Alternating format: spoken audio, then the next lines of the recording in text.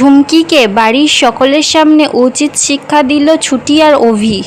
ধারাবাহিকের শুরুতে দেখা যাচ্ছে শতরূপা ছুটিকে বলছে, তুই একরত্তি মেয়ে আর এত কথা বুঝিস কিভাবে?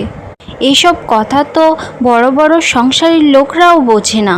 ছুটি তখন বলছে, ছোটবেলা থেকে তো মাকে কাছে পাইনি, তাই মায়ের অভাবটা একটু বুঝি। শতরূপা তখন বলে, এই তোকে একবার বলছি না, এসব আজে বাজে কথা একদম বলবি না। আমি তোকে জন্ম দিইনি তো কি হয়েছে, আমি তোর মা। ঠিক তখনই ঈশা ছুটতে ছুটতে আসে ছুটির কাছে, এসে বলে, খেলো ভাই খেলো। ছুটি তখন বলে, এখনো তো খায়নি, কিন্তু খেয়ে নেবে, আর তোমার একটু সাহায্য লাগবে, আর তুমি সাহায্য করলে ও অবশ্যই খাবে, আর ওর মনটাও ভালো হয়ে যাবে। ঈশা তো অবাক, ছুটিকে বলে, এক মিনিট, তুমি তো অলরাউন্ডার, আর তুমি সমস্ত কিছু করতে পারো, আর তুমি আমাকে বলছো সাহায্য করতে। ঠিক আছে, আমি সাহায্য করব, আমার ভাইয়ের জন্য আমি সাহায্য করব। কি করতে হবে বলো। এদিকে দেখা যাচ্ছে ছুটি তো একটা সিঁড়ি এনে অভির জানলার সামনে দাঁড় করিয়েছে। ঈশা তো সেটা দেখে অবাক আর বলে, এ কি, তুমি আবার সিঁড়ি দাঁড় করালে কেন? তোমার কি মাথা পাতা খারাপ হয়ে গেছে? ছুটি তখন বলে, না দিদি ভাই, কেন এখানে সিঁড়ি লাগানো যায় না বুঝি? আচ্ছা তুমি আর ঝুমকি কোথায় সিঁড়িটা লাগাতে, আর যেখান থেকে আমাদের ঘরটা খুব ভালো করে পরিষ্কার দেখা যায়? ছুটির এই কথা বলার কারণ, ঈশা আর ঝুমকি মাঝে মধ্যে ছুটিদের ঘরের সামনে জানলার কাছে সিঁড়িটা লাগায়, যাতে ওদের ঘরে খুব ভালোভাবে পরিষ্কার দেখা যায়। ঈশা তো এবার সিঁড়িটা ভালো করে সেট করে দেয়। ছুটি তো এবার সিঁড়িটা ধরে টং টং করে উঠতে শুরু করে। ঈশা তখন মনে মনে বলে, আমার এখন ইচ্ছা করছে না এই সিঁড়িটা নিয়ে ফেলে দিই ওই মেয়েটাকে। ফেলে দিলে খুব ভালো হতো। মেয়েটা দাঁড়িয়ে দাঁড়িয়ে আমাকে টোন কাটছিল, ওর এত বড় সাহস। না ঈশা, আমি নিজেকে কন্ট্রোল করতে হবে। এখন ভাইয়ের যা অবস্থা, আমার ভাইয়ের পাশে থাকতে হবে। অন্যদিকে দেখা যাচ্ছে ছুটি তো জানলায় উঠে অভিকে ডাকছে। অভি তো অবাক, বলছে, বাবা চারিদিকে তো দরজা বন্ধ, তাহলে ছুটি আবার কোথা থেকে ডাকছে? অভি তো এবার চারিদিকে চকমক করে, আর তারপর দেখতে পায় জানলা থেকে ছুটি ওপরে উঠে এসেছে। অভি তো সেটা দেখে খুব রেগে যায় আর বলে, এটা কি ধরনের অসভ্যতামি, এক্ষুনি নামো দেখি। ছুটি তখন বলে, আপনার জন্যই তো এই কাণ্ডটা করতে হলো, না হলে দিদিভাই আর ঝুমকির রাস্তা দিয়ে আমার আসতে হয়। অভি তখন বলে, উফ, কেন করছেন বলুন তো সব? আমি একটু দুদণ্ড একা থাকতে চেয়েছিলাম, আপনারা এবার কি চাইছেন বলুন তো? আমি এবার কি বনবাসে চলে যাব? ছুটি তখন জানাচ্ছে, দেখুন আমি কিন্তু অনেকক্ষণ এখানে ঝুলে ঝুলে আছি, এবার কিন্তু যে কোনো মুহূর্তে আমি পড়ে যেতে পারি, আপনি তাড়াতাড়ি গিয়ে দরজাটা খুলুন। অভি তো এবার কি করবে, বাধ্য হয় দরজাটা খুলতে। অভি যখনই দরজাটা খুলবে, সামনে দেখতে পায় শতরূপা দাঁড়িয়ে আছে, পাশে আবার রেয়ানও আছে। এবার ছুটির জানলা টপকে ঘরের ভিতর ঢুকে আসে। অন্যদিকে অভি শতরূপাকে বলছে, মা দেখো এখন কথা বলতে ভালো লাগছে না। শতরূপা তখন বলে, অনেকদিন কানমলাটা খাওয়া হয়নি তাই না? ছোট ভাইয়ের সামনে কানমলা দেব, ভালো লাগবে তো? অভি যখনই শতরূপাকে কিছু বলতে যাবে, শতরূপা তো কিছুই শুনছে না। শতরূপা জোর করে অভির হাত ধরে নিয়ে ঘাটেতে বসিয়ে দেয়। এবার তো বেশ কিছুক্ষণ পর সময় কেটে যায়। এবার তো দেখা যাচ্ছে ঈশাও চলে এসেছে। শতরূপা তো এবার আলু সেদ্ধ, ভাত সব কিছু তৈরি করছে, মানে অভির সব থেকে ভালো পছন্দের খাবার, মাখছে আলু। অভিকে তো এবার মেঝেতে বসিয়েছে। অভি তখন বলে, এসব কি হচ্ছে একটু বলবে?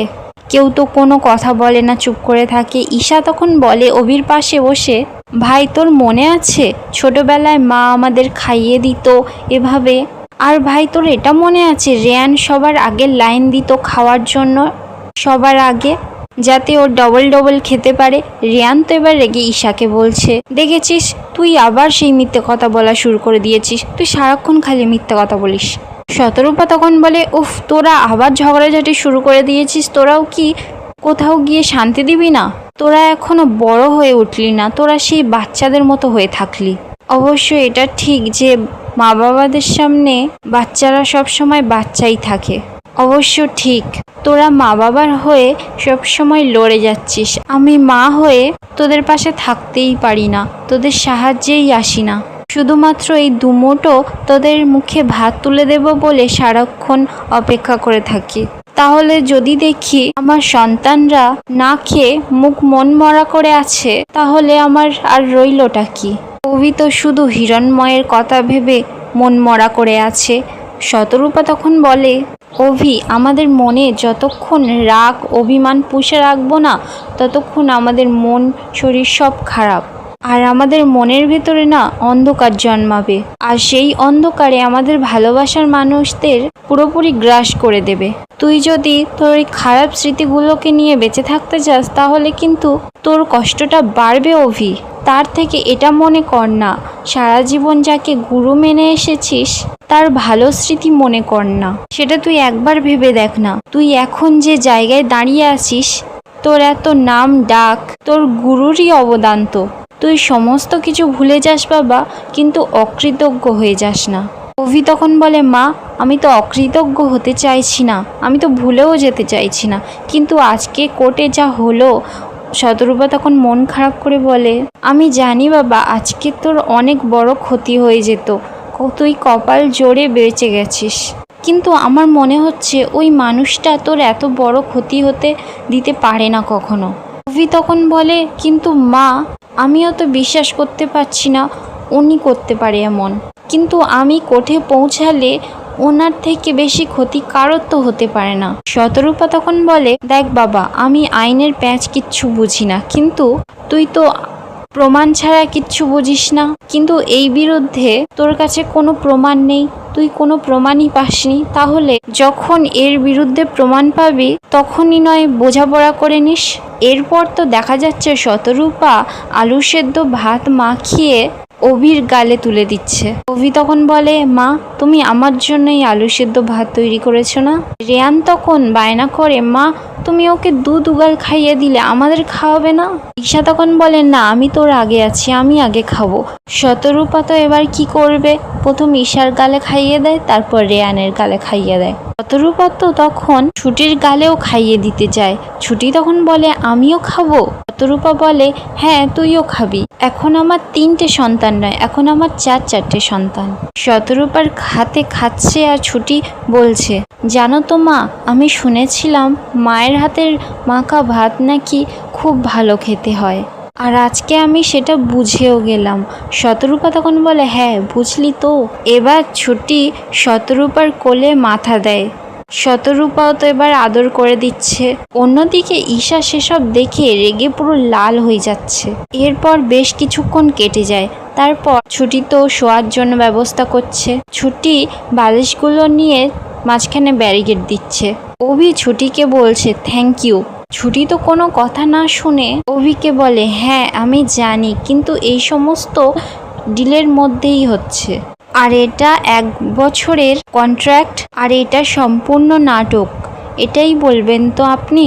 আর আমার বিপদের সময় আপনি আমার পাশে থেকেছেন, আর আমি আপনার বিপদে, এটাই তো আমার কর্তব্য, তাই না? আর এটা যদি কন্ট্রাক্টে নাও লেখা থাকতো না, তাও আমি এটা করতাম। অভি তখন বলে, আরে বাবা, না, আমি তো অন্য কথা বলছিলাম। এই যে আপনি গুন্ডাদের সাথে মারপিট করলেন, আপনার কি কোথাও লেগেছে? ছুটি তখন বলে, চোটটা তো আমার, আর আমিই দেখে নেব। অভি রেগে তো যায় আর বলে, একটু বেশি পাকামি হয়ে যাচ্ছে না? ছুটি তো এবার মনে মনে বলে, বকুনি দিচ্ছে মানে রাগটা ভালো হয়ে গেছে, মনটা ভালো হয়ে গেছে, না না, আমি এবার আসল কথাটা বলে ফেলি। ছুটি তো এবার অভির কাছে গিয়ে বলে, এই যে আমার 5টা ভুলের ধারণা হয়ে আছে না, যে আমার 5টা ভুল করলে এই কন্ট্রাক্ট থেকে বের করে দেবেন, ওটা একটু না 10টা করে দিলে ভালো হয়। অভি তো এবার মজা করতে করতে ছুটিকে বলে, আপনাকে না দেখতে যতটা সাদাসিধে মনে হয়, আপনি ততটা সাদাসিধে নন। আর এখানেই আজকের এপিসোডটা শেষ হয়ে যায়। আপনাদের ভিডিওটা কেমন লাগলো কমেন্টে জানাতে ভুলবেন না।